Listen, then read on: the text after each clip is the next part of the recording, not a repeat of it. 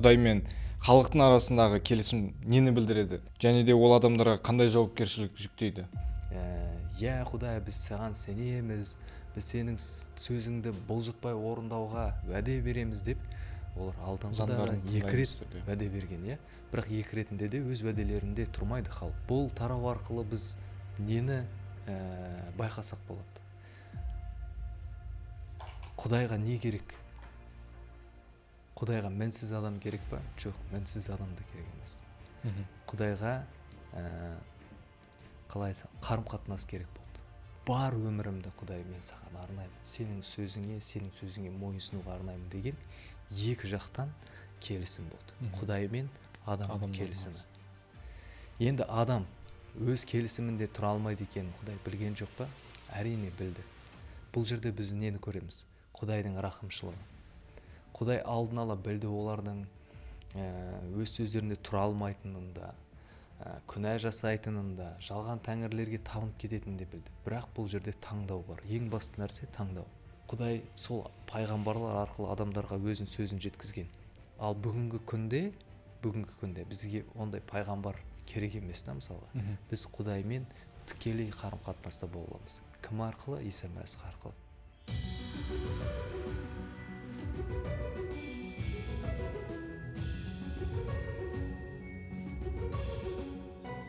Сәлем достар, Киелі кітап әңгімелер подкастына қош келдіңіздер. Сіздермен бүгін қонағымыз Ұлан бауырымыз, және де мен Ерболат.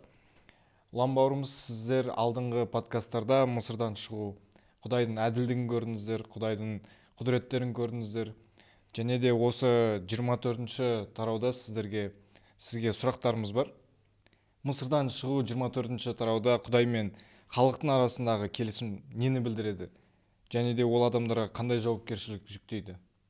Осыған жауап берсеңіз. Иә, Ербол, рахмет сұрағыңа. Шын мәнінде, егер де біз осы оқиғаны қарайтын болсақ, Құдай өз халқына үндеу жасады. Құдай сол барлық шарттарды, біз заңды білеміз, қандай заңдар болғанын, Құдайдың сұрауларын барлығын білеміз, алдыңғы подкасттарда айтқандай. Сол заңдардың барлығын орындауға, мүлтікпей орындауға және иә, Құдай, біз саған сенеміз, біз сенің сөзіңді бұлжытпай орындауға уәде береміз деп олар алдыңғыда да екі рет уәде берген, иә. Бірақ екі ретінде де өз уәделерінде тұрмайды халық. Дәл сол сияқты біздің өмірімізде де біз кейде қиын қыстау кезеңінде, сондай кезде Құдай, біз саған сенеміз деп Құдайдан сұраймыз, жалбарынып сұраймыз. Құдай бізге жауап береді. Құдай әрқашанда біздің қиындықтар келген кезде біздің сөзіміз оның құлағына жетеді. Ол бізге жауап береді. Жауапты алғаннан кейін тыныштықта өмір сүрген кезде біз не істейміз? Қайтадан бұрынғы әдетімізге, қайтадан сол нәрсеге ораламыз.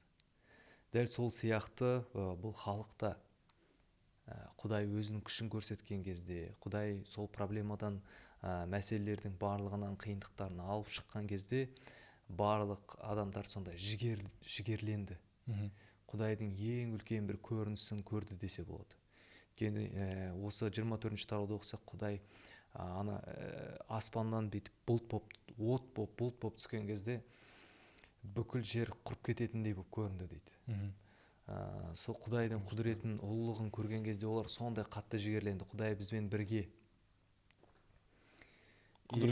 Сол кезде адамдар сондай бір эмоциялық тұрғыда айтты. Иә, біз сенің барлық сөзіңе мойынсынамыз, біз бұлжытпай орындаймыз деп. Енді бұл дұрыс емес деп айта алмаймыз. Шын мәнінде, әрине дұрыс. Көзбен көріп тұрғаннан кейін. Бұл тарау арқылы біз нені байқасақ болады? Құдайға не керек? Құдайға мінсіз адам керек па? Жоқ, мінсіз адам да керек емес. Құдайға қалай айтсам, қарым-қатынас керек болды. Құдай адамзатпен қарым-қатынас құрастырғысы келеді. Жалпы сол жерде адам артқа қарай шегінсе де, Құдай оған әрқашанда жақындайды. Қанша рет күнә жасады, қанша рет Құдайға тіл тигізді, қанша рет оларға көктен нан жаудырса да, тамақ берсе де, олар Құдайдың барлық істеген жақсылықтарына қарсы шықты. Бірақ сонда да Құдай тағы да оларға жақындады. Ол өзін көрсете бастады. сол сияқты негізінде біз қарайтын болсақ, тауға жақындамаңдар дейді ғой осы 24-ші аяуда, өзі шеңбер жасады. Бұл жерде де біз айтуға болмайды, Құдай бір Мұса пайғамбарды ұлығып көрсетіп, басқа адамдарды керек емес сияқты көрсетті деп жоқ. Құдай барлығына жақындағысы келеді. Бірақ та Құдайға жақындау үшін адамның жүрегі маңызды. Жаңағы сенімі маңызды. Адамның мінсіздігі емес, Құдайға деген сенім арқылы қарым-қатынасы маңызды. Енді осы келісім жайлы айтып кеткеніміздей, неге келісім қан арқылы бекітілді? Неге келісім қан арқылы бекітілді? Жалпы енді қан дегеніміз ол өмір ғой. Мысалға, біздің бойымыздағы сол тамырымыздағы қан, ол біздің жалпы біздің энергиямыз, біздің өміріміз. Адам жалпы қаннан тұрады. Сол сияқты бұл өмір деген мағына береді. Өмір. Сол сияқты Құдай үшін мен өз өмірімді арнаймын деген сияқты. Сондай уәде береді. Келісім жасаған кезде ол өз өміріммен келісім бердім деген сөз. Жалпы қан дегеніміз өмір болатын болса, Құдай мен адамның арасындағы келісім болған кезде, сол қан арқылы мен өзімнің барлық өмірімді Құдайға арнауға келісемін, барлық сөзін тыңдауға келісемін деген уәде. Малды сойғаннан кейін ол бірінші қанды не істейді? Тостағанға алады да отқа шашады. Яғни ол Құдай мысалға өз өміріммен уәде берем дейді.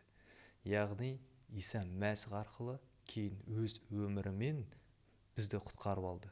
Егер біз болашаққа кететін болсақ. Ал енді бұл жерде адамдарға да тостағаннан қанды алады да адамдарға да шашады. Бүркейді дейді ғой, қазақша айтқанда, бүркейді.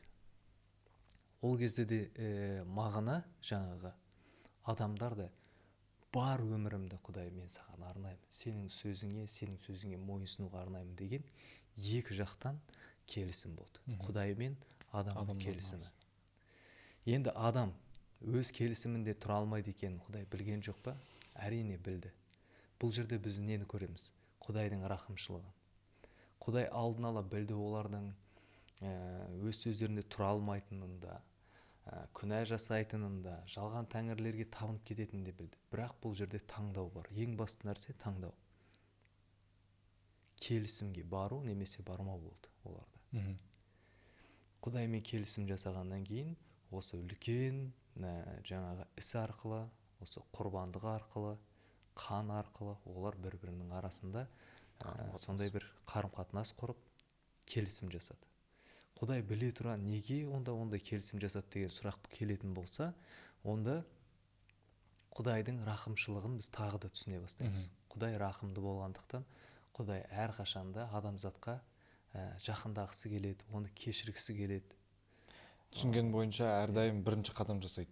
Әрдайым бірінші қадам жасайды. Құдай әрқашанда бірінші қадам жасайды. Біз бір қадам жасаса, Құдай бізге 10 қадам жасайды. Дәл сол сияқты Құдайдың өзі көктен түсіп, жерге түсіп, адамдарға жақындады.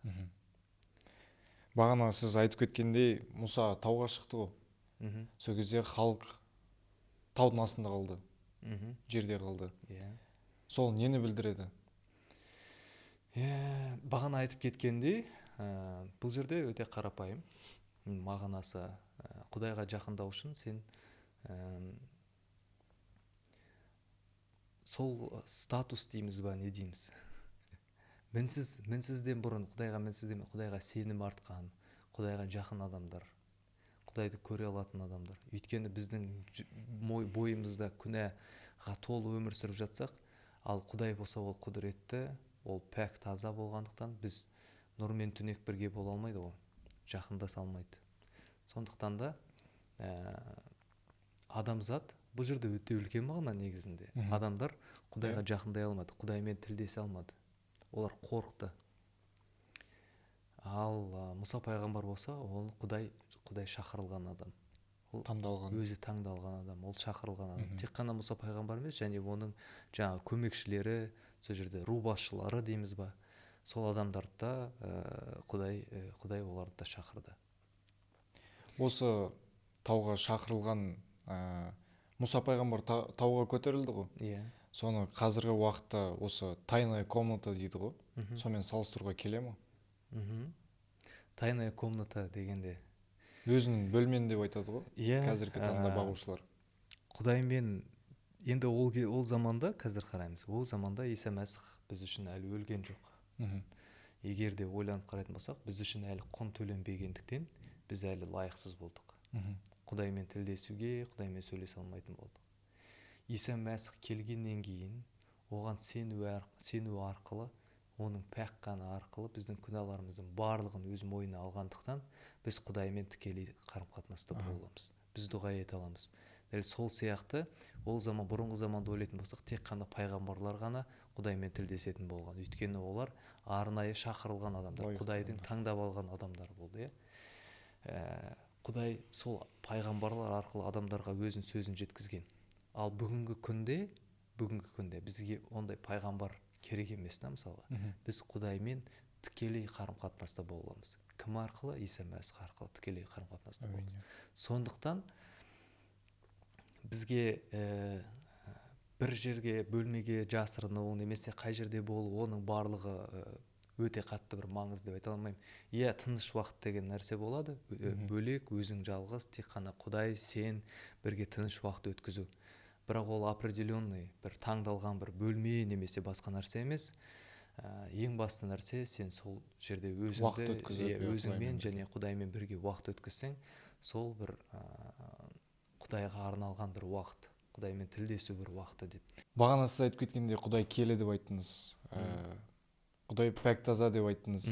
Бірақ қалайша адамдар жойылып кетпеді? Соның күнәларын көріп тұрып Құдай. Негізі біз адамдар Құдай туралы ойлаған кезде Құдайды түсіну кейде өте қиын. Құдай кейбір кезде бізден өте сондай бір алыс сияқты, қол жете алмайтын сияқты, кейде біздің даусымыз да оған жетпейтін сияқты. Бірақ біз киелі кітапты оқитын болсақ, ол әке сияқты қамқор.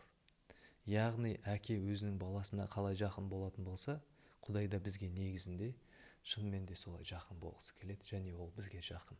Құдайға жақындау мүмкін ба, мүмкін емес па деп сұрақ деп түсінем. Екі түрлі мағына бар Құдайға жақындауда. Біріншісі рухани түрде жақындау. Ол Құдайды білу, Құдайды тану, Құдайдың сөзін орындау, Құдайға мойынсыну, осы заңдардың бәрін бұлжытпай орындау, Құдайды сүю, Құдайдан басқа тәңір иелерін өзіңе жасамау, жалған тәңірлерге табынбау, соның барлығы ол Құдайға жақындау болып есептеледі. Ал егер физикалық тұрғыда мынандай das ist fantastisch болып, сондай нәрсені мен деген, Құдайды көргім келеді, оның физически түрін көргім келеді, денесін көргім келеді деген нәрсе болатын болса, онда ол мүмкін емес. Ешқандай адам Құдайға жақындап оны көре алмайды. Мұса пайғамбардың өзі Құдай сені көрейінші деп жалынған кезде мынандай бір тесіктен ғана көлеңкесін көргеннің өзіне беті жарқырап жанып жүрді. Сондықтан да физикалық тұрғыда Құдайды көру, оған жақындау деген ол мүмкін емес нәрсе деп ойлаймын енді. Бірақ Иса Мәсіх келгеннен кейін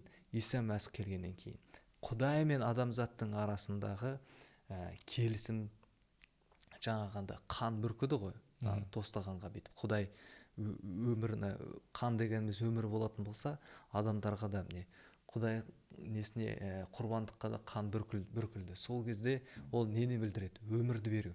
Құдай өз өмірін осы адамзат үшін соншалықты қатты сүйгендіктен өз өмірін арнады. Ол болашақта көреміз Иса Мәсіхтің өмірінде. Иса Мәсіхтің өлуі, қайта тірілуі, сол Құдайдың берген уәдесі, сол Құдайдың берген келісімі, сол Иса Мәсіх. Ал адамдардың келісімі ол түкке тұрғысыз нәрсе. Бүгін уәде берді, ертең ұмытып кетті. Олар өз уәдесінде тұра алмады. Сонда да Құдайдың ең басты нәрсе бір жерде нені көреміз? Құдайдың рахымдылығын. Құдай оларды тамақтандырды, Құдай оларға ет берді, нан берді, су берді, барлығын берді. Сонда да олар Құдайға уәдесінде тұра алмады, Құдайға тіл тигізді. Сондықтан да енді адами жақтан қарайтын болсақ, адам өз уәдесінде тұра алмайтын күнәһар ғой. Иә. Әлсіз. Бірақ Құдай өз уәдесінде тұрды.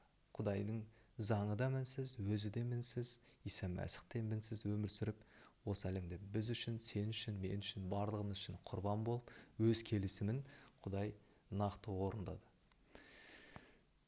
Солай деп ойлаймын, Құдайға жақындау үшін киелі кітапты оқу керек шығар.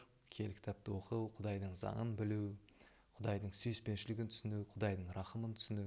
Құдайға жақындау ең біріншіден бүгінгі таңда Иса Мәсіх арқылы ғана берілген. Себебі Иса Мәсіх арқылы ғана біз Құдаймен тілдесе аламыз, жаңағындай бөлмеде дұға етіп, Құдаймен тікелей қарым-қатынаста бола аламыз. Ал сол заманда тек қана пайғамбарлар ғана Құдайға жақындаған болса, бүгінде бізде сондай үлкен мәртебе бар. Иса Мәсіхтің арқасында біз Құдаймен тікелей қарым-қатынаста бола аламыз. Я рахмет сіздің жауаптарыңызға. Керемет жауаптар болды деп есептеймін. Және де құрметті көрермендер, рахмет сіздердің назарларыңызға. Сіздерге осындай подкасттар ұнайтын болса, лайк басып, комментарий жазып, репост жасап кетсеңіздер, және де тіркеліп біздің каналымызға. Келесі кездескенше.